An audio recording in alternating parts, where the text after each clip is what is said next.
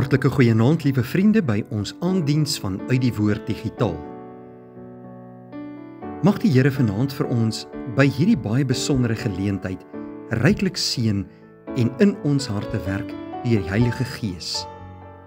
Dankie dat U vanaand by ons inskakel. Kom ons word stil voor die Here. Ons slaan ons oë op na die berge. Waar sal ons hulp vandaan kom? Ons hulp is van die Here wat hemel en aarde gemaak het, wat trou bly tot in alle ewigheid en nooit laat vaar die werke van sy hande nie. Geliefdes, genade, barmhartigheid en vrede vir u, van God onse Vader en van Jesus Christus onse Here, deur die kragvolle werking van die Heilige Gees. Amen. Ons skriflesing kom vandag uit die woord van die Here uit Johannes 8. Ons gaan lees vers 1 tot 11. Maar Jesus het na die Olyfberg gegaan en vroeg in die môre het hy weer in die tempel gegaan. En al die mense het na hom gekom. En hy het gaan sit en hulle geleer. En die skrifgeleerdes en die fariseërs het 'n vrou wat in egbreuk betrap was, na hom gebring. En toe hulle haar tussen hulle in laat staan het, sê hulle vir hom: Meester, hierdie vrou is op 'n daad van egbreuk betrap. En Moses het ons in die wet bevel gegee om sulke vroue te stenig. Maar u, wat sê u? En dit het hulle gesê om hom te versoek, sodat hulle iets kon hê om hom te beskuldig. Maar Jesus het neergebuk en met die vinger op die grond geskrywe. Maar toe hulle aanhou om hom te vra, het hy hom opgerig en vir hulle gesê: Laat die een van julle wat sonder sonde is, die eerste klip op haar gooi. En weer het hy neergebuk en op die grond geskrywe. En toe hulle dit hoor, het hulle deur hulle gewete bestraf, een vir een weggegaan, van die oudste af tot die laaste toe. En Jesus het alleen agtergebly en die vrou wat daar tussen hulle ingestaan het. En toe Jesus hom oprig en niemand sien behalwe die vrou nie, sê hy vir haar: Vrou, waar is daar die beskuldigers van jou? Het niemand jou veroordeel nie? En sy antwoord: Niemand nie, Here. En Jesus sê vir haar: Ek veroordeel jou ook nie. Gaan heen en sondig nie meer nie. Ons lees net tot sover uit die woord van die Here.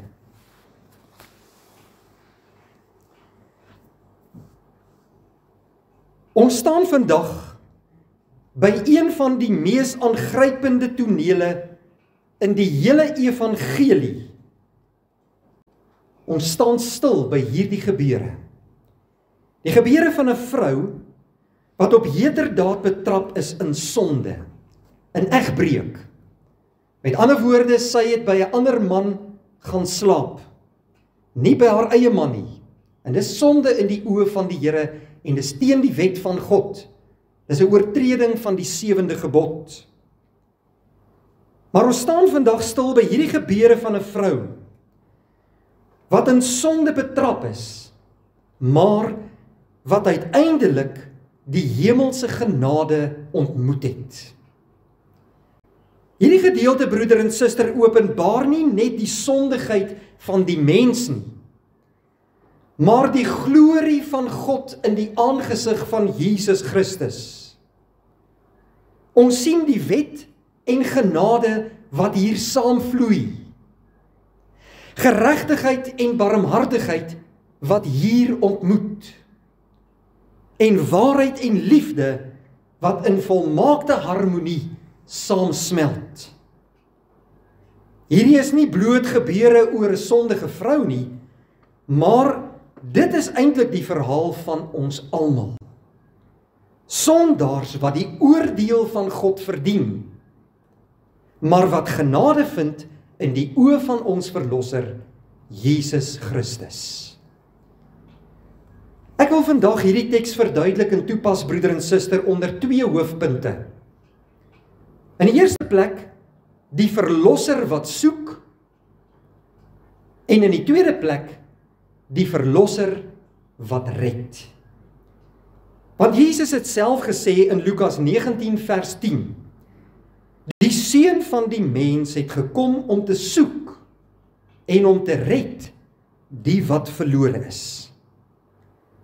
Ek vertrou dat hierdie Bybelse gebeure elkeen van ons diep nederig vandag sal maak voor God, sodat dit sal lei tot groter aanbidding en liefde vir Jesus Christus, ons Here, in jou lewe. Nou in 1 Johannes 7 vers 53, dit is die vorige hoofstuk, die laaste vers in daardie hoofstuk, staan hier die woorde, en elkeen het na sy huis gegaan.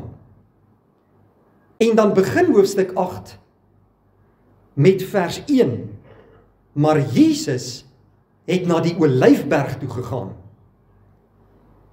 Terwyl die mense die aan die einde van die dag, nadat hulle in Jesus se teenwoordigheid was om te hoor wat hy sê, nadat hulle klaar was met hierdie bediening, almal huis toe gegaan het om te rus, het Jesus gegaan na die Olyfberg. Nou wat het hy daar gaan maak? Keer op keer in die Nuwe Testament lees ons dat Jesus gereeld soontoe gegaan het, om te gaan bid. Jesus het homself gaan afsonder daar in die teenwoordigheid van sy Vader, om tyd in gebed te spandeer. Hy, die Seun van God, wou graag gemeenskap met God hê, bo die gemak van 'n bed. Hy het in stilte by sy Vader vertroosting en krag gesoek. Hy het geweet, die kruis is naby. En dat hierdie groot berg voor hom binnekort die toneel sou wees van 'n groot innerlike stryd, waar hy en Getsemane bloed sou gesweet het. Maar dit was ook sy geheime heiligdom, sy stil toevlug om na die Olyfberg toe te gaan. Daar waar hy rus vir sy siel en geselskap met sy hemelse Vader kon vind. Hy moes tyd alleen met God deurbring. Dit was vir hom belangrik. En vroeg in die môre, lees ons in vers 2, het hy weer in die tempel gekom, en al die mense het na hom toe gekom, en hy het hulle gaan sit, en hulle daar geleer. As 'n mens na hierdie toneel kyk, binne in die tempel, waar Jesus stil word, hy het gaan sit, hy leer die mense, dan is dit 'n toneel van nederige eenvoud, waar die Heiland met dorstige mense praat. Na 'n nag van gebed en alleenheid by sy Vader, keer Jesus terug die volgende môre om die mense te leer. Geen verskonings nie, geen vertoon nie, geen aankondigings nie, net eenvoudige, liefdevolle diens in sy Vader se koninkryk. Terwyl ander rus hy in die wil van sy Vader. Terwyl ander slaap, berei hy hom voor op die woord wat hy die volgende môre moet bring. Die mense het na hom toe gekom. Hulle het iets in Jesus gesien wat hulle nie by die Fariseërs gevind het nie. Hulle het die volgende in Jesus gesien: waarheid, heiligheid, opregtheid en liefde. Jesus het gaan sit en hy het hulle geleer, soos 'n ware rabbi. Dit wys vir ons Jesus se nederigheid en sy bereidwilligheid om homself te gee vir die onderrig van gewone mense. En hier sien ons, broeder en suster, die hart van die goeie herder wat vir sy skape omgee, wat hulle leer, hulle versorg en lei. En toe gebeur by daardie mooi geleentheid iets onverwags. Die skrifgeleerdes en die fariseërs bring 'n vrou wat in oorspel of egbreek betrap is. En hulle kom sit daar hier in die middel, tussen die skare mense by Jesus, waar sy die fokuspunt kon wees. Nou hierdie gebeure is skielik vol spanning. Hierdie mense was nie werklik besorg oor die wet of oor die vrou wat sonde gedoen het nie. Nee, hierdie klomp skrifgeleerdes en fariseërs wou hê Jesus moes in die slagyster van hulle stryk gaan trap. Hulle doel was om Jesus vas te trek. Hulle wil weet of hy vir die wet van Moses is of teen die wet. En of hy vir die Romeinse wette is of daarteen, sodat hulle hom kon beskuldig. Hulle sê, meester, hierdie vrou is op heterdaad betrap, terwyl sy oorspel gepleeg het. Nou het Moses in die wet ons beveel, dat sulke vroue gestenig moet word. Maar u, wat sê u? Vers 4 en 5. En hier is die strikvraag.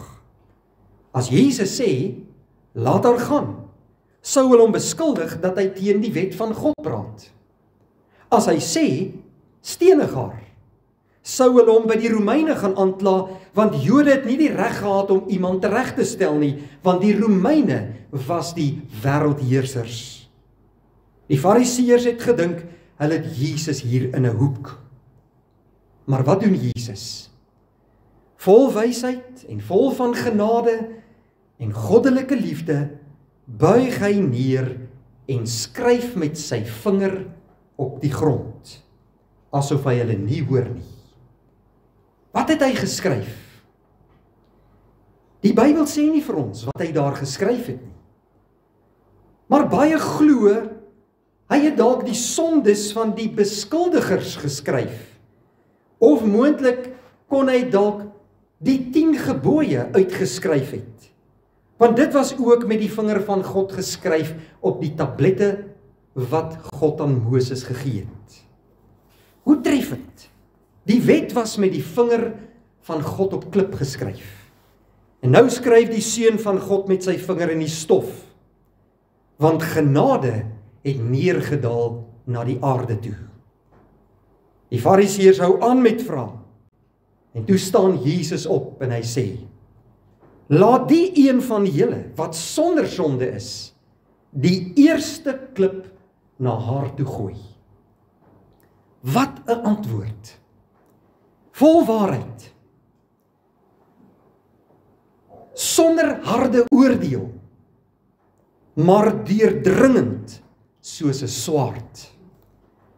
Hy het nie die wet afgeskaf nie, hy het die wet vervolmaak deur dit na die hart toe te bring.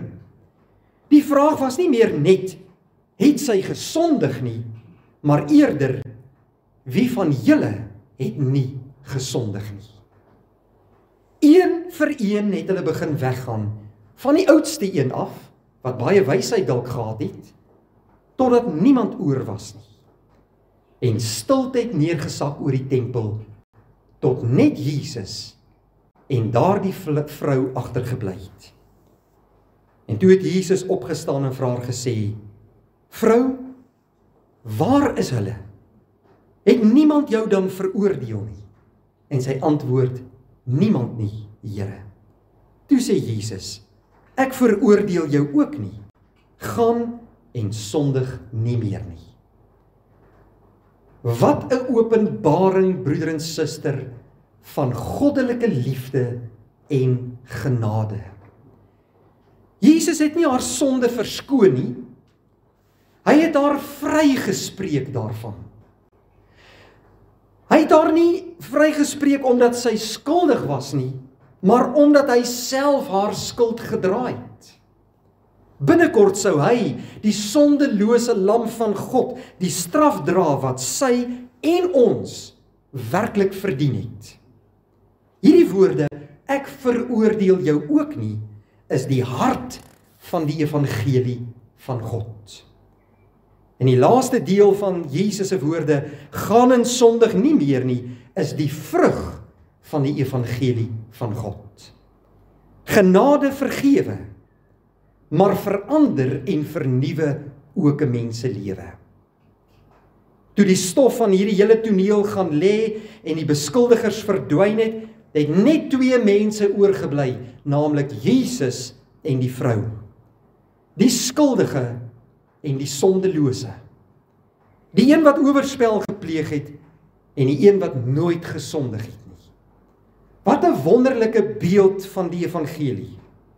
In daardie oomblik, broeder en suster, het Jesus nie net vir haar die nuwe lewe gegee nie, maar hy het vir ons almal 'n pad oopgemaak na die hart van God. Want in hom sien ons hoe geregtigheid en barmhartigheid mekaar ontmoet en trou en waarheid mekaar omhels. Hy het nie net die wet hy het nie die wet afgebreek nie, hy het die wet vervul deur sy eie liggaam tot sondeoffer te maak. Die vrou moes eintlik gesterf het. Volgens die wet was hy skuldig, maar die een wat geen sonde ken nie, sou binnekort in haar plek die straf op die sonde dra. Hy het haar nie veroordeel nie, want hy sou self die oordeel dra. Hy het haar nie gestenig nie, want hy sou self vir haar gestenig word deur die wêreld se haat. Hy het haar nie verwerp nie, want hy sou self verwerp word sodat sy aanvaar kon word.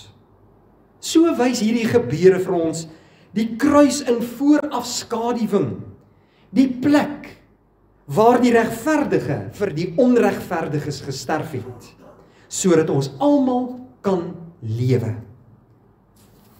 Hierdie woorde, ek veroordeel jou ook nie, is meer as net troos vir hierdie skuldige vrou. Dit is die hartklop van die evangelie van Jesus Christus. Wanneer Jesus sê ek veroordeel jou ook nie, sê hy nie dat sonde onbelangrik is nie. Hy sê dat die straf vir daardie sonde op hom sal rus. En toe hy byvoeg, gaan en sondig nie meer nie, wys hy vir haar en vir ons die ware genade wat altyd vernuwend is. Die Here laat ons nie bly waar hy ons gevind het nie, broeder en suster. Hy verander ons, hy vernuwe ons, hy maak ons skoon en stuur ons uit om in gehoorsaamheid te gaan lewe. Soos Paulus later sou skryf in Romeine 8 vers 1, daar is dan nou geen veroordeling vir die wat in Christus Jesus is nie. Die vrou het van daardie plek af weggegaan, nie net vry van haar beskuldigers nie, maar ook vry van haar verlede. Sy was nou 'n nuwe skepping. En weet jy, broeder en suster, dieselfde genade is vandag nog vir ons almal beskikbaar. Maar baie van ons wil soos die Fariseërs wees. Ons wil die klippe gooi en ons dink die oordeel kom ons toe.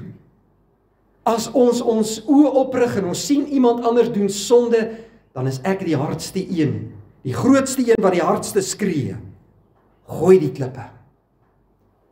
Maar Romeine 2 vers 1 tot 2 sê, daarom is jy, o mens wat oordeel, wie jy ook al mag wees, sonder verontskuldiging.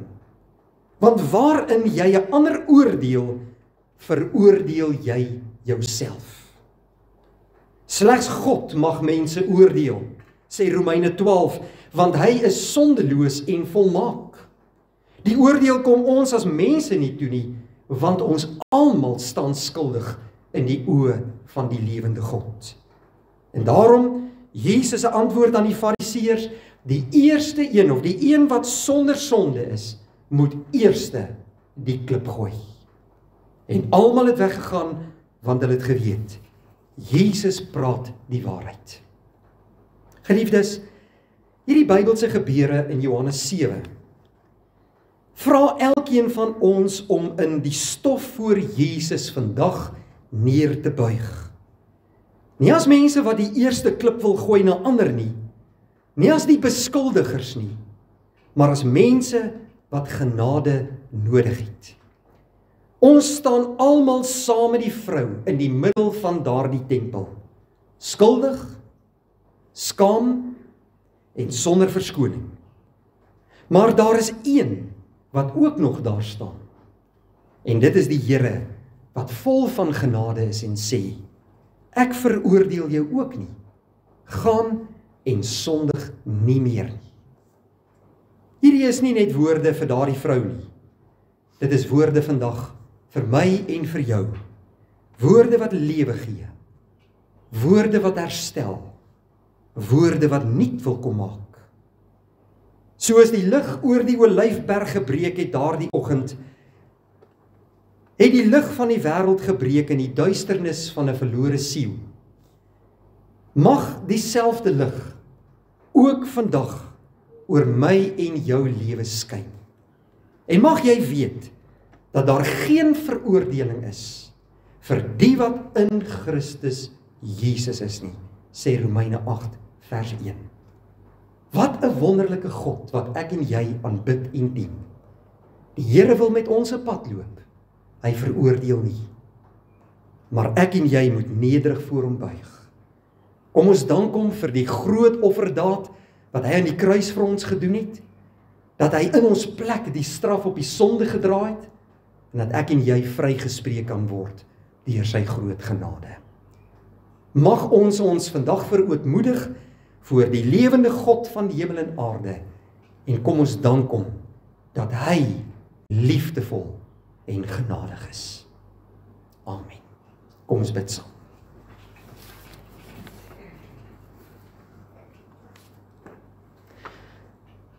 Onse Vader wat in die hemel is, baie dankie vir 'n kosbare boodskap vanmôre uit Johannes 8. Ons kan nie anders as om in verwondering voor U te staan nie, wat vol van genade en liefde na ons as sondaar mense toe kom nie. Here, ons verdien niks voor U goddelike majesteit nie. Ons almal staan skuldig voor U. Ons het ook nie die reg om ander te oordeel en die eerste klip te gooi nie. Maar Here, ons bid om genade en ons wil uitroep, wees ons arme sondaars genadig. Baie dankie dat Jesus Christus die hoogste prys vir sonde kom betaal het aan die kruis op Golgotha. En dat elkeen wat in hom glo en Jesus as verlosser sy koning gemaak het, dat ons vergifnis vir oortredinge kan ontvang. Ons maak vandag hierdie boodskap ons eie, en ons wil vra, Here, dat U deur die Heilige Gees ons sal help om nederig en liefdevol en toegewy te kan lewe. En om met liefde op te tree teenoor alle mense van die wêreld. Baie dankie vir Jesus wat ons liefhet. En dat ons sy kinders kan wees. Ons kom vandag voor U staan. En ons wil vir U kom vra, Here, was ons skoon in sy bloed. Heilig ons en lei ons. En vul ons met sy vrede, sodat ons nie verder sal sondig nie, maar toegewyd kan lewe, gehoorsaam aan sy woord. Ons vra dit alles, nie omdat ons dit verdien nie, maar in die naam van Jesus Christus, ons Here. Amen.